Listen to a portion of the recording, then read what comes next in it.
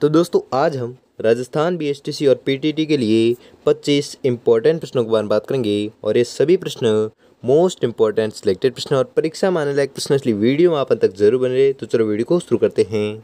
तो आपका पहला सवाल है कि राजस्थान के सर्वाधिक निकट बंदरगाह है। ये बहुत बार पूछा गया प्रश्न, ठीक है, तो अंडरलाइन कर लो या कुछ भी करके रट लेना है कि राजस्थान के सर्वाधिक निकट बंदरगाह कौन सा है। तो आपको याद रखना है वह बंदरगाह है कांडला, ठीक है। कांडला जो बंदरगाह है वह राजस्थान के सर्वाधिक निकट बंदरगाह है। ये बहुत बार पूछा गया प्रश्न, ठीक है, तो आपको याद रखना है। तो दोस्तों आपको 25 प्रश्न दिए जाएंगे, जिसमें से आपने कितने प्रश्न सही किए हैं वो हमें लास्ट में कमेंट में ज़रूर बताएं, ठीक है, जिससे कि आपकी प्रिपरेशन का पता चलते रहे, ठीक है। तो अगला देखते हैं। अगला सवाल है कि राजस्थान का क्षेत्रफल निम्न में से कौन से देश के लगभग समान है। तो यह समान है जापान के, ठीक है, जापान देश के समान है किसका क्षेत्रफल। तो आपको याद रखना है वह क्षेत्रफल है राजस्थान का, ठीक है, राजस्थान का क्षेत्रफल है जापान देश के बराबर। अगला सवाल है कि राज्य की पूर्वी व पश्चिमी सीमा के स्थानीय समय में अंतर लगभग है। तो कितने का अंतर है। तो यह अंतर है 36 मिनट का, ठीक है, 36 मिनट का अंतर है कहाँ पर। राज्य की पूर्वी व पश्चिमी सीमा के स्थानीय समय का अंतर है कितना, 36 मिनट का। अगला सवाल है कि भूमध्य रेखा व ग्रीनविच रेखा के सापेक्ष राजस्थान कौन से गोलार्ध में स्थित है। तो राजस्थान स्थित है उत्तरी पूर्वी गोलार्ध में, ठीक है, राजस्थान है जो भूमध्य रेखा व ग्रीनविच रेखा के सापेक्ष में राजस्थान है जो उत्तरी पूर्वी गोलार्ध में स्थित हैं।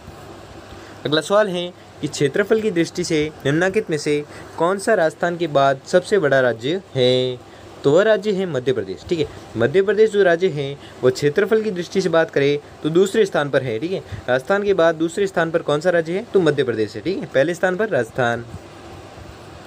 अगला सवाल है कि राजस्थान का क्षेत्रफल निम्नलिखित यूरोपीय देशों में से किन के क्षेत्रफल के लगभग बराबर हैं। तो यह बराबर है नॉर्वे और पोलैंड के, ठीक है, नॉर्वे और पोलैंड देश के बराबर है किसका क्षेत्रफल, तो राजस्थान का क्षेत्रफल। इसलिए आपका राइट आंसर हो जाएगा ऑप्शन नंबर डी, ठीक है, नॉर्वे और पोलैंड के बराबर है किसका क्षेत्रफल, राजस्थान का। अगला सवाल है कि राजस्थान के नक्शे पर निम्नलिखित में से कौन सा सुदूर दक्षिण में स्थित है। तो आपको याद रखना है यह स्थित है राजसमंद, ठीक है, राजसमंद है जो राजस्थान के नक्शे पर राजसमंद जिला है जो सुदूर दक्षिण में स्थित है। कौन सा जिला, राजसमंद। अगला सवाल है कि राजस्थान के निम्न में से किस जिले से कर्क रेखा, कर्म है लिखा हुआ है लेकिन ये कर्क रेखा, ठीक है, मिसप्रिंट है, ठीक है, कर्क रेखा है जो गुजरती है। तो वह जिले हैं डूंगरपुर, ठीक है, डूंगरपुर जिले से कौन सी रेखा गुजरती है। तो आपको याद रखना है डूंगरपुर जिले से गुजरती है कर्क रेखा, ठीक है। अगला सवाल है कि कर्क रेखा के उत्तर में होने के कारण जलवायु की दृष्टि से राज्य का अधिकांश भाग खालिस्तान कटिबंध में स्थित है। तो आपको याद रखना है यह स्थित है उपोष्ण, ठीक है, उपोष्ण कटिबंध में स्थित है क्या, कर्क रेखा के उत्तर में होने के कारण जलवायु की दृष्टि से राज्य का अधिकांश भाग है जो उपोष्ण कटिबंध में स्थित हैं, ठीक है, किसका भाग, तो राजस्थान का। अगला सवाल है कि निम्न में से राज्य के किस शहर पर सूर्य की किरणें सबसे कम तिरछी पड़ती हैं। तो आपको याद रखना है यह पड़ती है डूंगरपुर में, ठीक है, डूंगरपुर जिले में क्या है, ये सूर्य की किरणें हैं जो सबसे कम तिरछी पड़ती हैं, किस जिले में, तो डूंगरपुर जिले में। अगला सवाल है कि राजस्थान दिवस किस दिन को मनाया जाता है। तो राजस्थान दिवस मनाया जाता है 30 मार्च को, ठीक है, 30 मार्च को मनाया जाता है कौन सा दिवस, तो राजस्थान दिवस मनाया जाता है। ये बहुत बार पूछा जाता है, ठीक है, वेरी मोस्ट इंपॉर्टेंट क्वेश्चन है, ठीक है। तो राजस्थान दिवस कब मनाया जाता है, तो 30 मार्च को मनाया जाता है। अगला सवाल है कि राजस्थान की आकृति है, ये भी बहुत बार पूछा जाता है, ठीक है, इंपॉर्टेंट प्रश्न है कि राजस्थान की आकृति कैसी है। तो राजस्थान की आकृति है विषम कोणीय चतुर्भुज, ठीक है, विषम कोणीय चतुर्भुज आकृति है किसकी, राजस्थान की। अगला सवाल है कि देशांतर रेखाएं होती है, ये भी मोस्ट इंपॉर्टेंट क्वेश्चन है, ठीक है, ये भी मोस्ट इंपॉर्टेंट क्वेश्चन है कि देशांतर रेखाएं होती हैं तो कितनी होती है, देशांतर रेखाएं होती है 360, ठीक है, 360 देशांतर रेखाएं होती हैं। अगला सवाल है कि अक्षांश रेखाएं कितनी होती है, ये भी मोस्ट इंपॉर्टेंट क्वेश्चन है कि अक्षांश रेखाएं कितनी होती है। तो अक्षांश रेखाएं होती है 179, बहुत सारे लोग 180 करते थे लेकिन 180 गलत है, ठीक है, इसका जो राइट आंसर है वो है 179, ठीक है, अक्षांश रेखाएं कितनी है, तो 179 है।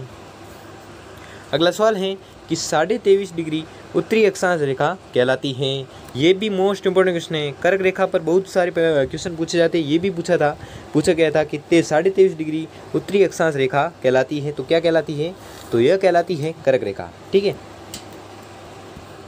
अगला सवाल है कि राज्य में सूर्योदय एवं सूर्यास्त से पहले कहाँ होता है? सूर्यास्त सबसे पहले कहाँ पर होता है? तो आपको याद रखना है यह होता है कहाँ पर? तो आपको याद रखना है यह होता है धौलपुर में। ठीक है, धौलपुर जिले में सूर्योदय एवं सूर्यास्त है जो सबसे पहले होता है। कहाँ पर? धौलपुर में। अगला सवाल है कि राजस्थान के दक्षिणतम और उत्तरी छोर के मध्य अक्षांशीय विस्तार हैं। तो आपको याद रखना है इसके मध्य अक्षांशीय विस्तार हैं 7 डिग्री 9 मिनट। ठीक है, 7 डिग्री 9 मिनट जो है वह राजस्थान के दक्षिणतम और उत्तरी छोर के मध्य अक्षांशीय विस्तार है। कितना? 7 डिग्री 9 मिनट। अगला सवाल है कि राजस्थान का पश्चिमतम जिला कौन सा है? तो राजस्थान का पश्चिमतम जिला है कौन सा? जैसलमेर। ठीक है, जैसलमेर जो जिला है वो राजस्थान का पश्चिमतम जिला है। अगला सवाल है कि जेम्स टॉड द्वारा रचित ट्रेवल्स इन वेस्टर्न इंडिया का प्रकाशन कब हुआ? तो आपको याद रखना है इसका जो प्रकाशन हुआ था वह हुआ था 1839 ईस्वी में। ये भी मोस्ट इंपॉर्टेंट क्वेश्चन है, बहुत बार पूछा जाता है एग्जाम में। ठीक है, तो आपको याद रखना है कि ट्रेवल्स इन वेस्टर्न इंडिया है जो जिसका प्रकाशन हुआ था 1839 में प्रकाशन हुआ था।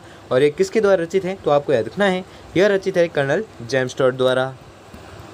अगला सवाल है कि किस जिले का अक्षांशीय विस्तार 28 डिग्री 4 मिनट से 30 डिग्री 6 मिनट उत्तरी अक्षांश है? तो आपको याद रखना है वह जिला है गंगानगर। ठीक है, गंगानगर वह जिला है जिसका अक्षांशीय विस्तार कितना है? तो अक्षांशीय विस्तार है 28 डिग्री 4 मिनट से 30 डिग्री 6 मिनट उत्तरी अक्षांश। किसका विस्तार है? गंगानगर का। अगला सवाल है कि जयपुर कितने डिग्री देशांतर पर स्थित है? तो जयपुर स्थित है 76 डिग्री पूर्वी देशांतर पर। ठीक है, 76 डिग्री पूर्वी देशांतर पर कौन सा जिला है जो स्थित है? तो जयपुर स्थित है। अगला सवाल है कि भारत में राजस्थान की भौगोलिक स्थिति है? तो भारत में राजस्थान की भौगोलिक स्थिति है उत्तर पश्चिम भाग। ठीक है, उत्तर पश्चिम भाग में स्थित है कौन सा राज्य? तो राजस्थान। ठीक है। अगला सवाल है कि राजस्थान का दक्षिणतम अक्षांश क्या है? तो राजस्थान का दक्षिणतम अक्षांश है 23 डिग्री 3 मिनट उत्तरी। ठीक है, 23 डिग्री 3 मिनट उत्तरी अक्षांश है जो राजस्थान का सबसे दक्षिणतम अक्षांश है।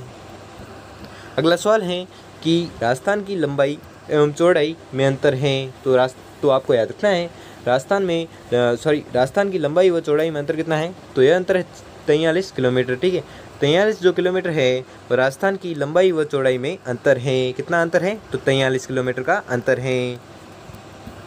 अगला सवाल है कि भारतीय मानक समय ग्रीनविच मीन टाइम से कितने घंटे आगे हैं? तो आपको याद रखना है यह आगे हैं 5.5 घंटे। ठीक है, 5.5 घंटे है जो आगे हैं। कौन? भारतीय मानक समय ग्रीनविच टाइम से आगे हैं। कितना? 5.5 घंटे।